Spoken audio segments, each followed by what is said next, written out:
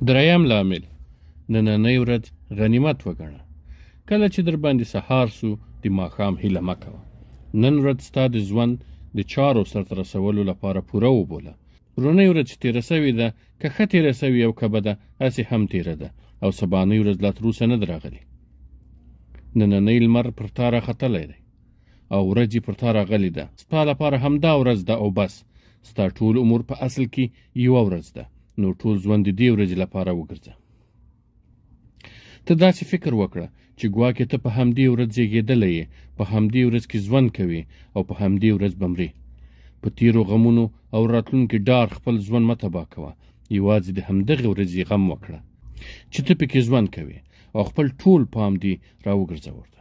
په همدې ورځ په پوره عاجزۍ د الله تعالی بندګي وکړه، لمونځ وکړه، په سوچ، فکر او تدبر سره تلاوت وکړه، په توجه سره د الله تعالی ذکر وکړه او په ښه طریقه د همدې ورځې کارونه سرته ورسوه. خپل شخصي ژوند ته پاملرنه وکړه، په هغه څه راضي سه چې الله تعالی درکړي دي او نورو ته ګټه ورسوه. د خپلې همدغې ورځې لپاره مهالویش جوړ کړه. ته پکې له دقیقو څخه یې کلونه جوړ کړه او له ثانیو څخه یې میاشتې. په دې کې د خیر کښت وکړه، نیکي پکې جمع کړه، له ګناهونو بخښنه وغواړه، استغفار ووایه، خپل رب پکې رعایت کړه او د اوږد ژوند لپاره تیاری وکړه. په دې ورځ کې خوشحاله او له خوښۍ ډک ژوند وکړه. په پوره آرام او امن سره یې تیر کړه. په نننۍ ورځ کې پر خپل رزق، بچیانو، کور، کاروبار، دنده او خپله سویه خوښ اوسه. فخذ ما آتيتك وكن من الشاكرين. له هغو نعمتونو ګټه واخله چې ما درکړي دي او د شکر ویستونکو له ډلې څخه سه. په همدې ورځ په پوره خوښۍ سره خپل ژوند وکړه. هیڅ غم مه کوه. په ځان په زوره خپل ژوند مه ټنګوه. غوسه کېږه مه او له چا سره کینه او حسد مه کوه. د خپل زړه پر تخته یو عبارت ولیکه. د خپل دفتر په میز یې هم کېږده او په خپله ژبه یې هم وایه، او هغه دا چې ستا لپاره همدا نننۍ ورځ ده. هر کله چې درته نن ورځ په زړه پورې ګرمه او خوږه ډوډۍ رسیږي، نو د پرونۍ کار او سړې سپورې ډوډۍ څه غم کوئ او یا د سبا ورځې په اړه ولې اندېښمن یې؟ سره له دې چې د سبا ورځې علم له تا سره نسته، او دا چې نن ورځ ښې یخې، خوږې او په زړه پورې اوبه په واک کې لري، نو په پرونیو تروو اوبو او یا سبانیو ترخو اوبو ولې خفه یې؟ که ته په خپل نفس لیږ خواري وکړې او اراده دې غښتلې وي، نو د یوې نظریې منلو ته به یې تیار کړي، او هغه دا چې زه یوازې نن ژوندی یم. نو بیا به ستا نفس د دغه ورځې ساعتونه غنیمت وګڼي او د دې ورځې هره شیبه به د خپل ځان په جوړونه ولګوي. خپل نعمتونو ته به وده ورکړي، د ځان د پاکوالي غم به وکړي، د خپل عمل او کار د ښکلا هڅه به وکړي. ته به وایې چې زه یوازې د نن ورځې لپاره خپله خوله له بدو الفاظو پاکوم، نو کنځلي، غیبت، بې حیا او سپکې خبرې نه کوم. د نن ورځ لپاره خپل کور او کتابتون ترتیبوم، نو نه کار ګډوډ پرېږدم او نه پر زړه غم. زه یوازې په دې نن ورځ ژوندی یم او د نننۍ ورځې لپاره به هڅه کوم.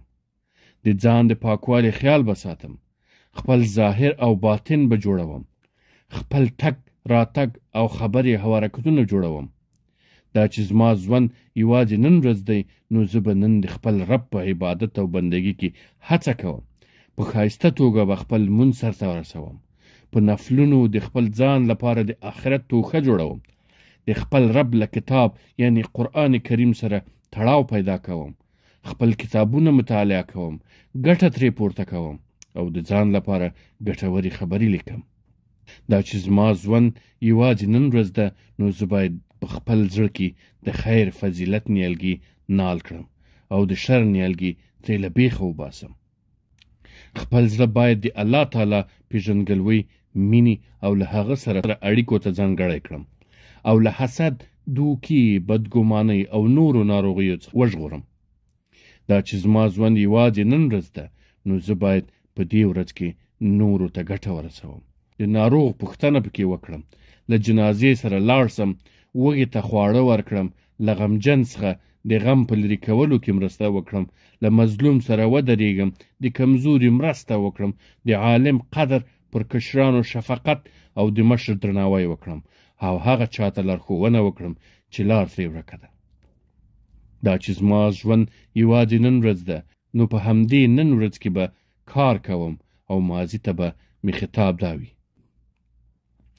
ای ماضي، ته له منځه تللی یې، لمر دې پرېوتی دی، نو زه پر تا نه ژاړم او نه ستا د یادونې لپاره د سترګې د رپ په اندازه ودرېږم، ځکه تا موږ پرېښي یو او له موږ څخه د کوچ کړی او بیرته هیڅکله موږ ته نه راګرځي. او راتلونکي ته به مې وینا دا وي: ای راتلونکي وخته، ته خو لا نه یې راغلی، ته لا تر اوسه په عالم الغیب کې یې، ستا په اړه یوازې له الله تعالی سره علم دی، موږ ستا په اړه هیڅ علم نه لرو. نو زه نه غواړم چې ستا په تشو خیالاتو، وهمونو او ګډوډو خوبونو ځان بوخت کړم. زه یو نشت شی په تادۍ سره نسم غوښتلی، ځکه ته عدم یې، ته هیڅ شی نه یې، ولې چې له سره پیدا شوی نه یې او نه د یادولو وړ یې. ستا په واک کې نن ورځ ده ای انسانه. که نیکمرغه ژوند غواړې، نو دا خبره د خپل ژوند په قاموس کې ځای کړه او نیکمرغه ژوند وکړه.